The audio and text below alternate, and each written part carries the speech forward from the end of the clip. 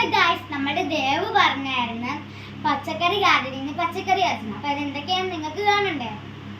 അപ്പൊ ഞാനത് വെണ്ടയ്ക്ക, നമ്മളുടെ വഴുതനങ്ങ, മുളകാണ് കേട്ടിട്ടുള്ളത്.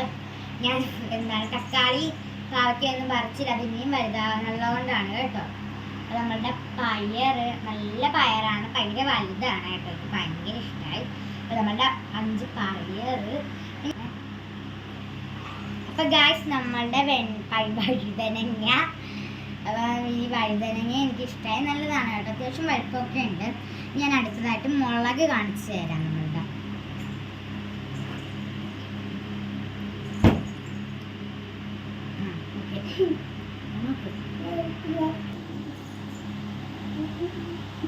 ഹായ്